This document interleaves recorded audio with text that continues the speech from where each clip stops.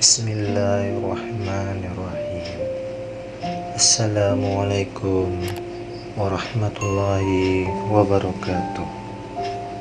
Siapa Nabi Khidir itu? Al-Quran merupakan sumber referensi utama umat Islam yang tidak perlu lagi diragukan kesahihannya. Karena itu, apapun yang dikandung di dalamnya, jangan pernah dianggap tidak penting atau remeh. Isi kandungan Al-Quran memang beragam, melingkupi seluruh lapisan kehidupan umat manusia. Keragaman itu membuat Al-Quran mampu digunakan sebagai sumber ilmu pengetahuan, dasar hukum, peta perjalanan kehidupan, dan banyak lagi lainnya. Karena itu, kita wajib meyakini kebenaran isi dan kandungan Al-Quran. Ini dasar awal yang harus dibangun untuk mengenal sosok yang bernama Khidir melalui Al-Quran sebagai referensi tunggal yang mencatat ada sosok yang bernama Khidir di dunia ini. Artinya, keberadaan Khidir yang kita mungkin tidak pernah tahu sebelumnya memang ada dan harus diyakini pula keberadaannya. Meyakini Al-Quran sebagai kitab suci yang ada di dalam agama Islam berarti isi dan kandungan yang ada di dalamnya pun wajib diyakini. Maka meyakini adanya sosok Khidir sama halnya telah meyakini Al-Quran sebagai wahyu Allah Subhanahu wa Ta'ala yang menjadi bentuk nyata kemukjizatan Nabi Muhammad SAW.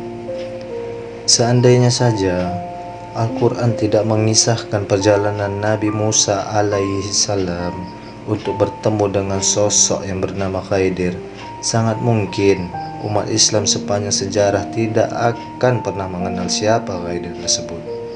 Mengapa Khidir bisa dipertemukan dengan Nabi Musa alaihissalam? Bahkan sampai membuat Nabi panutan seluruh umat Bani Israel ini mati kutu dibuatnya. Sehebat itukah Khidir sehingga dengan mudahnya melumpuhkan kesombongan Musa alaihissalam yang mengaku dirinya paling pintar di hadapan umatnya. Lalu lebih tinggi siapa antara derajat Khidir dengan Nabi Musa alaihissalam? Pertanyaan-pertanyaan tersebut tentu akan mengalir begitu saja melihat kisah yang cukup misterius dan kontroversial tersebut. Melalui Al-Quranlah umat Islam dikenalkan oleh Allah Subhanahu wa Ta'ala dengan sosok yang bernama Khidir. Ketidaktahuan umat Islam tentang sosok Khidir tersebut menjadi sangat wajar.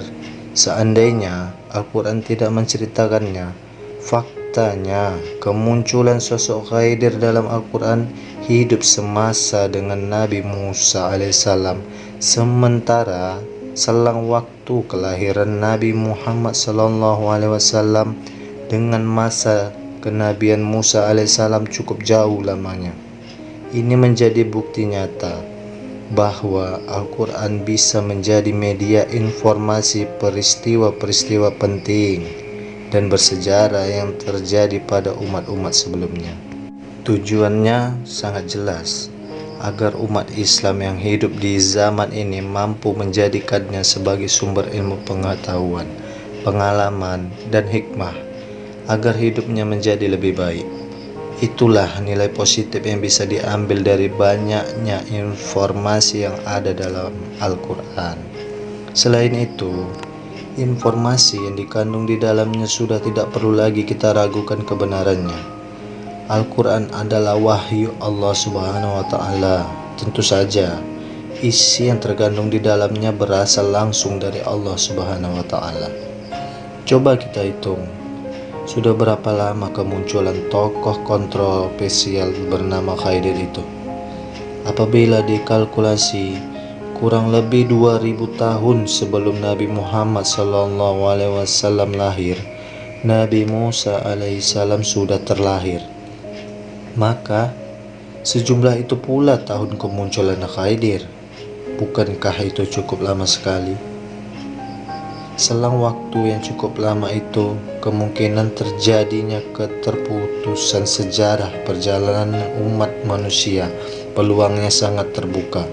Padahal manusia yang hidup di masa sekarang tentu sangat membutuhkan informasi tentang pertalian hubungan perjalanan hidup umat manusia terdahulu sebagai dasar pijakan untuk melakukan perbaikan ataupun pembaruan kehidupan umat manusia setelahnya. Dengan hadirnya Al-Quran memberikan informasi tentang peristiwa bersejarah yang terjadi pada masa lampau, layaknya menjadi penolong bagi umat manusia yang hidup di era sekarang ini. Al-Quran memang sumber sejarah dan ilmu pengetahuan yang tidak perlu diragukan lagi kebenarannya.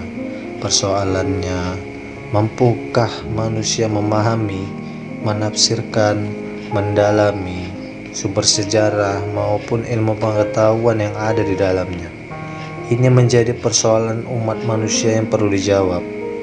Semakin tinggi kualitas pemahaman manusia, akan semakin mudah pula mereka memahami isi dan kandungan Al-Quran.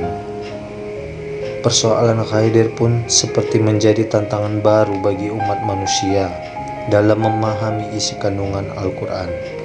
Hanya dengan informasi yang terbatas itu, manusia dituntut untuk menggali informasi tentang Khidir melalui pemahamannya masing-masing, dan sangat tidak cukup menjawab rasa penasaran pikiran manusia tentang siapa Khidir, dari mana ia berasal, hanya dengan informasi yang terbatas yang dihadirkan oleh Al-Quran. Karena itu, untuk menguak siapa Khidir sebenarnya, penggalian informasi dan data selain yang ada dalam Al-Quran sangatlah penting untuk dilakukan. Tanpa itu, pengetahuan tentang siapa sosok Khidir akan terasa sangat sulit didapatkan. Sudah tentu, Khidir merupakan sosok yang cukup penting di era itu, bahkan juga untuk di era sekarang. Nilai pentingnya bisa diukur dari kualitas media yang menginformasikan.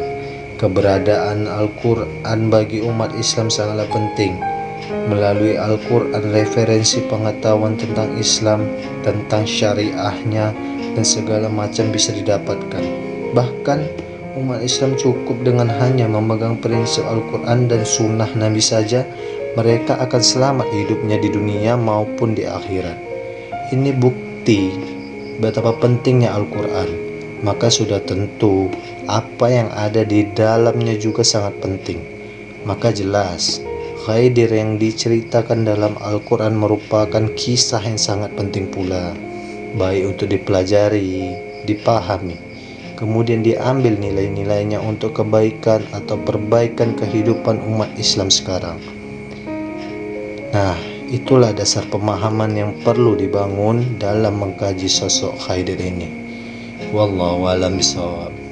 Assalamualaikum warahmatullahi wabarakatuh.